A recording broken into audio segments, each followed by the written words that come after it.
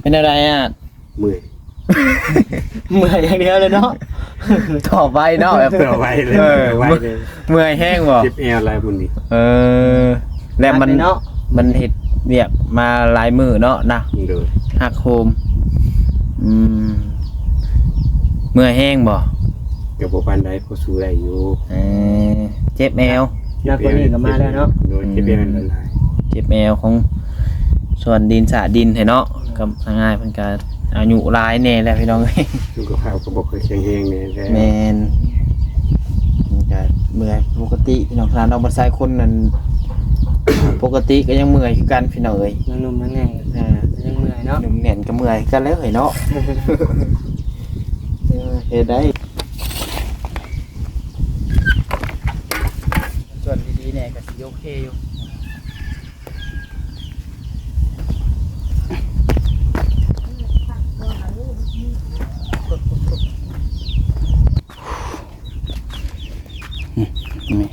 ความเป็นได้สิไข้แน่เลยบ่เจ้าฮะกินยาอยู่บ่ โอเค บ่ไข้เลย เพราะว่าแต่ว่าเล่าแนมบ่เจ็บมันบ่ปวดเส้นปานใด อืม ให้มันแจ้งโอได้แจ้งคือเก่าซ้ำเก่าแต่ว่ามันบ่ปวด ยังเมื่อยอยู่บ่สักเกิน มันไงลอยคือเก่ามันน่ะ เออ ไปมันนอน พ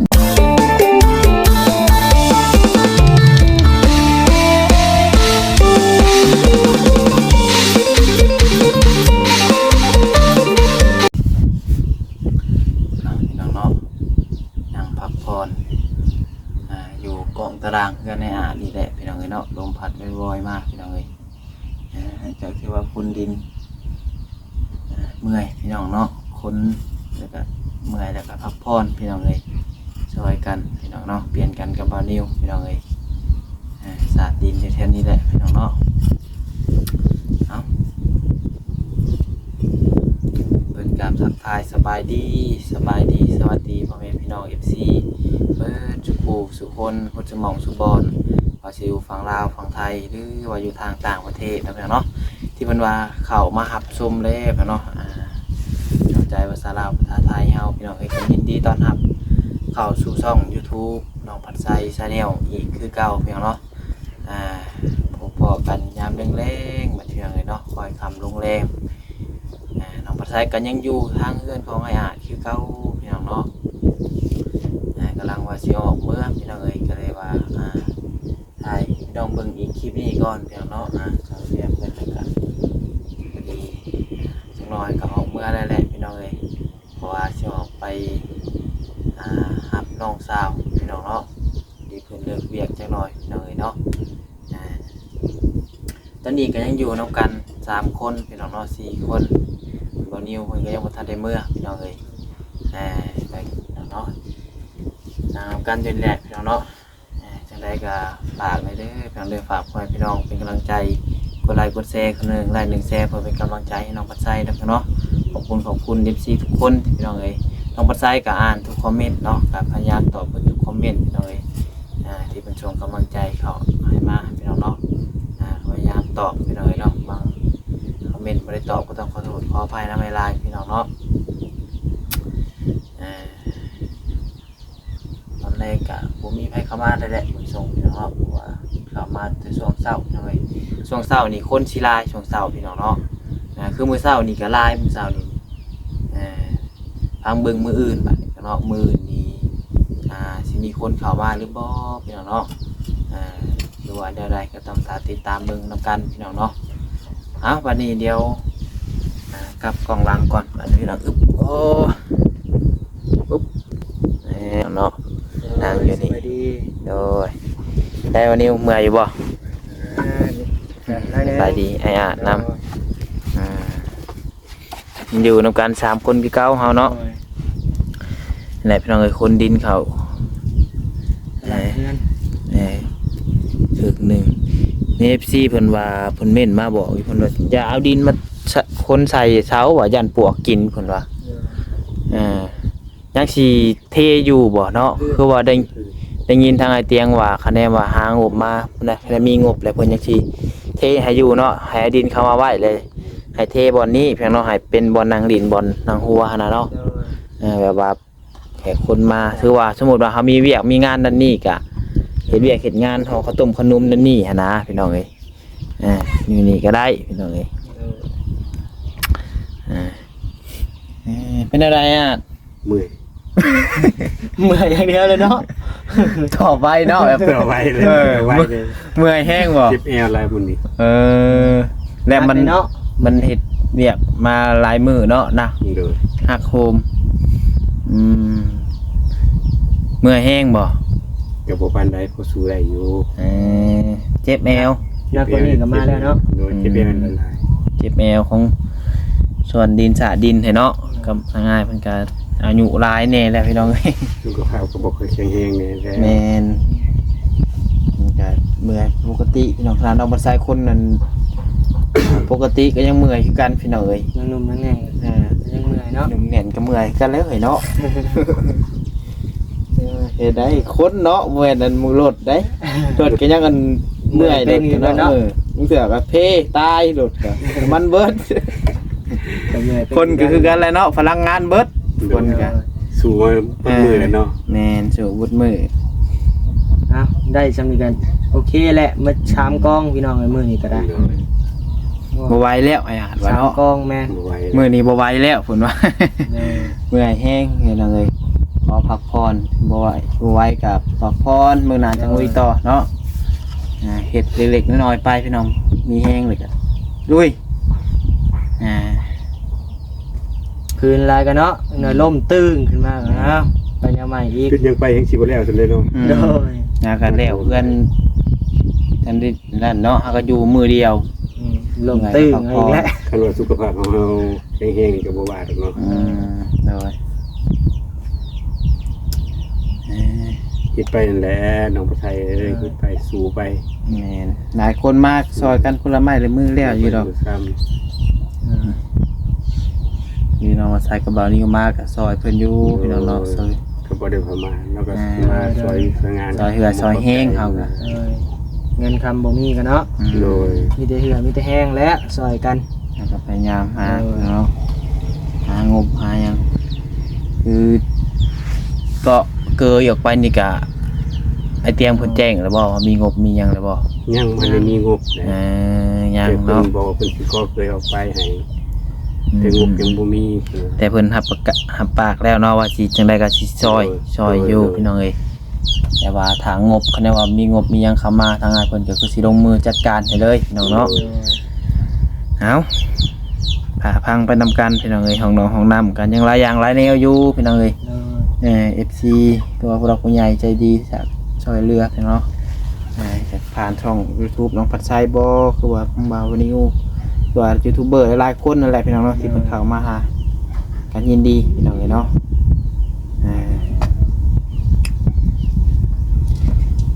ไปมา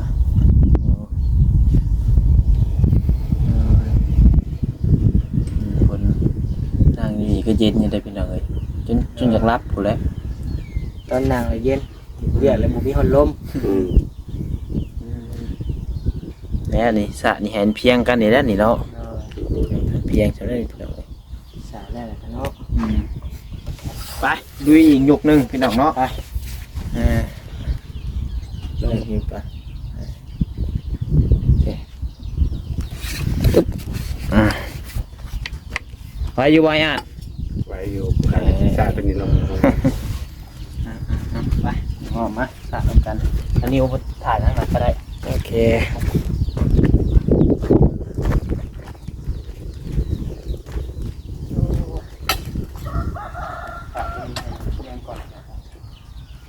ปูนเขาได้ปลาไปอีกบอกปูน ถ้าไปถึงก่อน เอาออกบ่ได้เนาะพ้นมาหมู่แรงอย่างแล้วแหละ เห็นจะเป็นถึงคน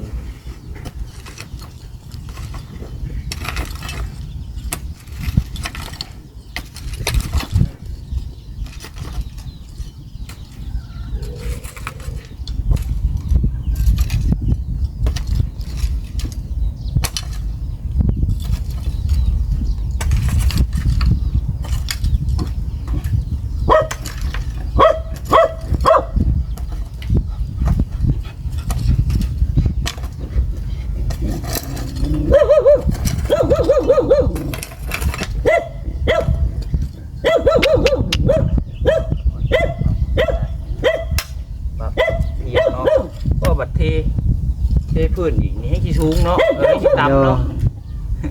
เดี๋ยวยังก้มหัวโปะพี่น้องกันบ่ระวังเนาะบ่ระมัดระวังนี่ เซเบิ่งเฮาอีจังเอาอกเอาใจแท้เนาะ เอาก้มนั่นนี่ร้ายดิเจ็บเอวเนาะโดยร้าย ไอ้อาจไว้บ่ไอ้อาจ เอาไว้กับพ่อ พั เนี่ ก ย ผ่อนได้ล่มตึงลงนะห้วยบ่ได้ฮอดพื้นใหม่ทำได้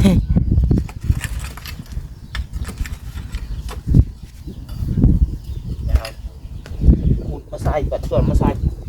เลย ได้ช่าง เต็มแล้วบ่ดินเจ้า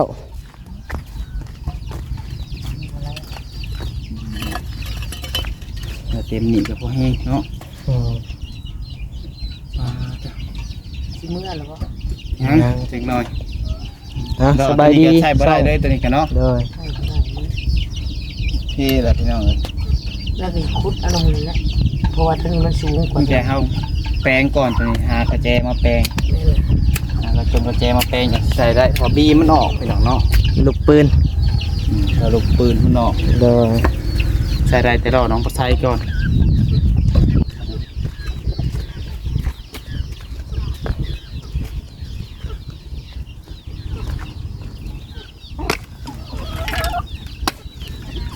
ต่อยกซองพี่น้องเลย ไปได้อยู่บ่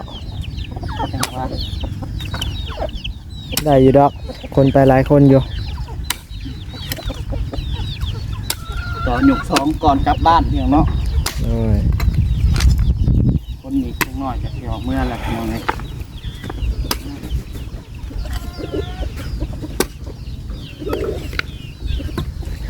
เดินหาจกกระขักมาเด้อเหล่านี้เด้อ จกเลยส่วน ชวด ซ้ายเขาได้หาบัดนี้ คือครับแต่บ่ โดย ไปหาผลก็ได้มามาก็ได้ มอดกันบ่บ่ได้มอดนะ โอเคผลสิมาอีกเลยพี่น้อยเนาะ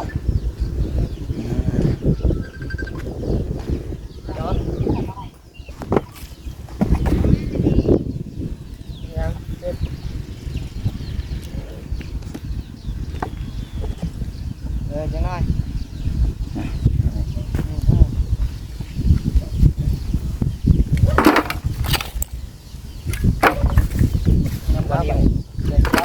เมื่อแหละ สวรรค์ก่อน โอ้ไปโทรน้ำเอื่อยบ่ บ่แม่พาไปสวรรค์ โอเคโอเคเอาออกกลับก่อนเดี๋ยวจังหน่อยก็เมื่อกันแหละนี่กัน โอเคได้แล้วยังไม่อันนั้นสิ ค่อยเปิดแล้วโอเคโอเคเดินทางปลอดภัยมื้อเจอกันครับเด้อเด้อ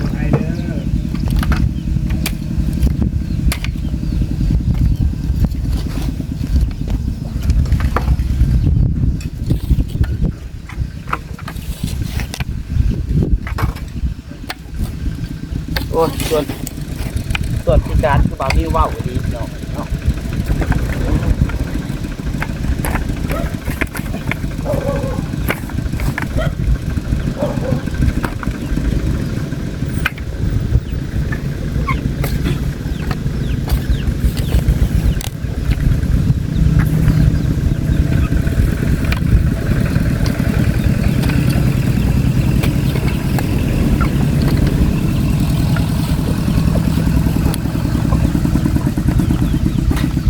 วันนี้เมื่อป่าแล้วดูไปออกกระชัยเนาะโอ้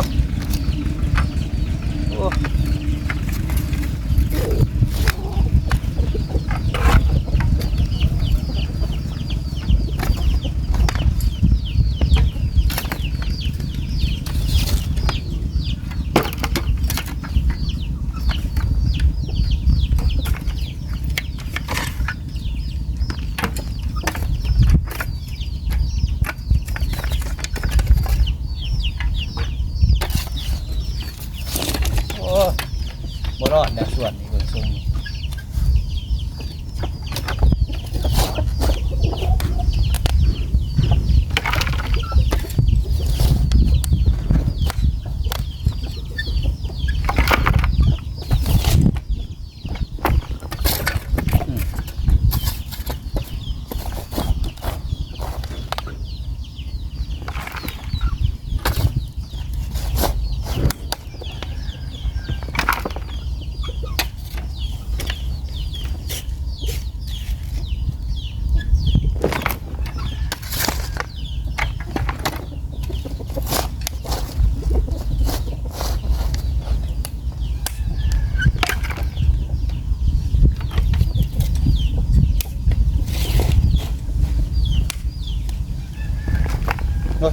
ดเลยหน่อยเนาะ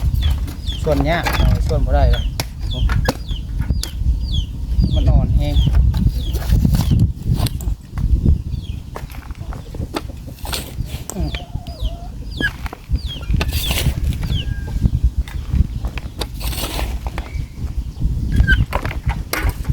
ส่วนดีๆเนี่ยก็สิโอเคอยู่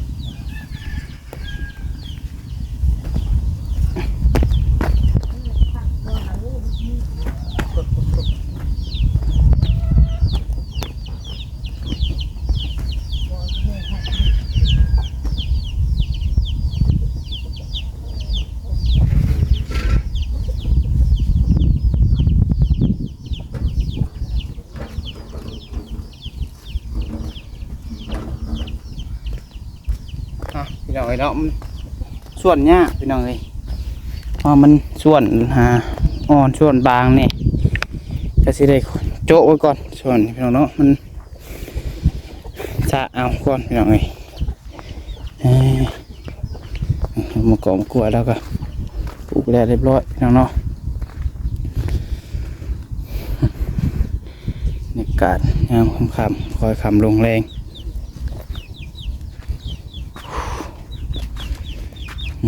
นี่ความเป็นได้สิไข้เนี่ยเลยบ่เจ้ากินยาอยู่บ่ โอ้ใคร บ่ไข้เลย ก่อนแต่ว่าเล่าแนมบ่เจ็บมันบ่ปวดเส้นปานใด ให้มันแจ้งโอได้แจ้งคือเก่าซ้ำเก่าแต่ว่ามันบ่ปวด ยังเมื่อยอยู่บ่สักเกิน มันไงลอยคือเก่ามันไปมันนอนมีแต่นอนแต่นั่งอะไรก็บ่ได้ บ่ลองไปใส่น้ำเกลือเบิ่ง ใส่ทั้งใส่บ้านพอเดือน ฮะ บ้านพอเดือนเขาน้ำเกลือ ข้าใส่แล้วโอ้ยังเมื่อยคือเก่า คือเขามันลอยๆนี่ อืม มันพอเดือนนะเขาน้ำเกลือสิได้หรือว่าประมาณ2 อาทิตย์ แต่ก็ยังคือเก่าเนาะมีแต่ไปกวดให้แล้วพี่น้องเอ้ยกวดให้แล้ว ไปก็หาเบิ่งเงินก่อนแล้วเงินยังบ่มีเงินบ่มีจะเสียมาแต่ใส่ เดี๋ยวอาการยังบ่ดีขึ้นซ้ำเนาะ เลย เอาพี่น้องเอ้ยฮ้อนอยู่นี่พุ่นเนาะ ว่าไปจากไหนเขา พี่น้องเนาะเราลองมาใส่กับสิปลายเพิ่นเฮ็ดเพื่อจนชวนแล้วเบิดนี่เพื่อพี่น้องเนาะสิได้เอามือพี่น้องเนาะคือว่าเมื่อยน้อยเนาะก็สิได้พักก่อนแหละมื้อนี้เนาะเจ้ากับเมื่อยก็พักก่อนได้แม่นสิเฮ็ดได้ โดยพักเดือนเจ็บแอวแห้ง หาอาบน้ำพักผ่อนซะน้องปัดไซก็สิได้กลับก่อนแล้วบาดนี้พี่น้องเอ้ย ใส่เดือนออกใส่เด้อ โดย โดย ที่มาเป็นสะพานบุญให้พร้อมเลย โดย ขอฝากอีกทีทั้งเขาน้องปัดไทยเด้อ โดย กดไลค์กดแชร์ให้เพิ่นเลยเด้อ โดย เนาะ ไลค์เพิ่นขึ้นยอดวิวเพิ่นขึ้น100 ล้านพันล้านเด้อถูกใจของตัวยาวคุณจนต่อไปเด้อ สาธุให้อาจกายเพิ่นเศร้าไวๆนี่พี่น้องเนาะ โดย เฮาก็ ใจได้ โดยทางเบิ่งมื้ออื่นคะแนนว่าบ่ค่าเวียกบ่ได้ไปเวียกทางใดก็สิมาซอยมาหาคือเก่า โดย ดีจัง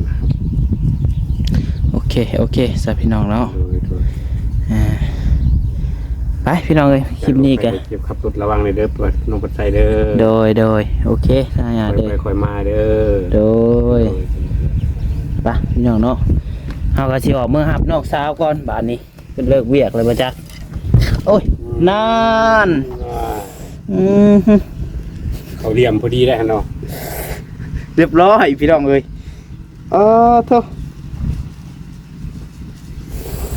เกิดอุบัติเหตุโอ้ยอันนี้เนาะเวนแตกบ่จักโธ่ตุบหลุดกินนี่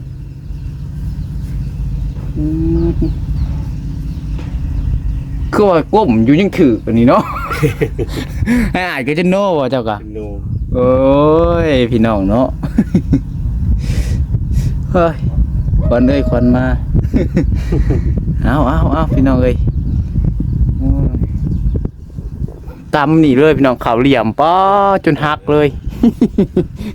ว่ายอกพี่น้องเนาะ หัวเราบ่ใส่แล้วสิแตกก่อนไหม มาเพิ่นไม่ดูไม่แดงซำเนาะเอากลับกันหน่อยอาจเด้อ โดย เอาพี่น้องเอ้ยเอ้ย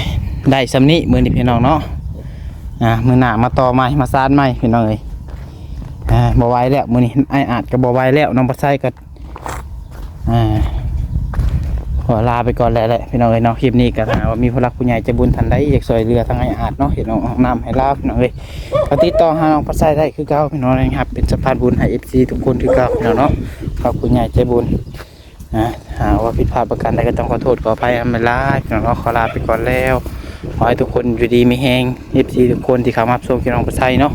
ฝากกดไลค์กดแชร์ให้ได้พี่น้องเด้อเนาะให้หักแพงคือเก่าพี่น้องเอ้ยเนาะร่ำรวยบ่จุกกูสุคนพี่น้องเอ้ยสุดท้ายนี้ขอกล่าวคำว่าสบายดีพี่น้องเนาะ